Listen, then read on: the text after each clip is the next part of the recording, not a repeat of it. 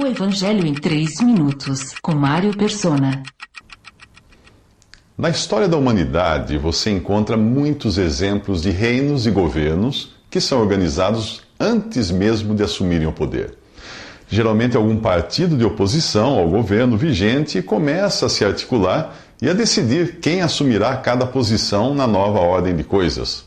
Às vezes, até mesmo uma nova Constituição é redigida para quando o novo governo assumir o controle. Algo semelhante ocorre com o reino de Deus. Ele já existe, mas não está no poder. É importante entender que reino de Deus não é sinônimo de céu ou de salvação eterna.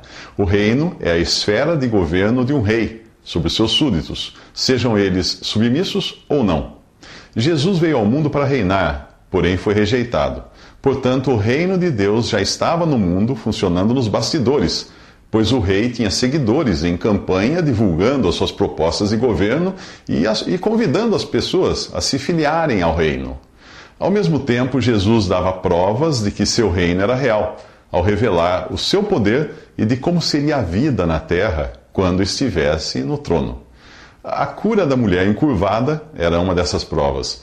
Se você entender isto, entenderá a passagem de Hebreus 6, que diz que para aqueles que uma vez foram iluminados, provaram o dom celestial, tornaram-se participantes do Espírito Santo, experimentaram a bondade da palavra de Deus e os poderes da era que há de vir, ou seja, do reino, e caíram, é impossível que sejam reconduzidos ao arrependimento.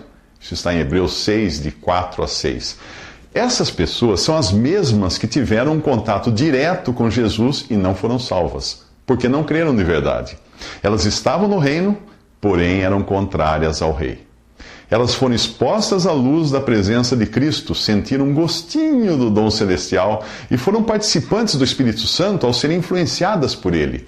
O Espírito Santo é quem convence o pecador do pecado, da justiça e do juízo vindouro, como explica João 16:8, tentando salvá-lo, tentando levá-lo a Cristo para a salvação. O Espírito Santo também santifica o pecador, ou seja, o separa, colocando-o numa posição de privilégio como a do incrédulo casado com uma mulher crente, em 1 Coríntios 7,14, mesmo sendo incrédulo. Os poderes da era que há de vir são os que Jesus manifestava ao curar doentes e alimentar multidões. Muitos dos que beberam do vinho das bodas de Caná e comeram do pão que Jesus multiplicou estariam mais tarde cuspindo nele e gritando: crucifica-o, crucifica-o.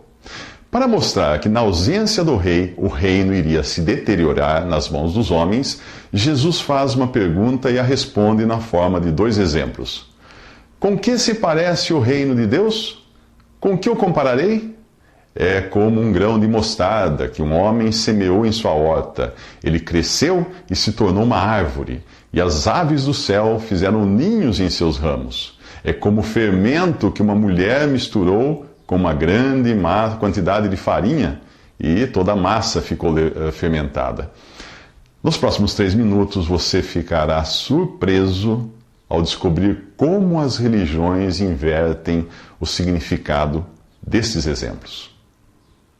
Visite 3minutos.net. Dúvidas? Visite respondi.com.br.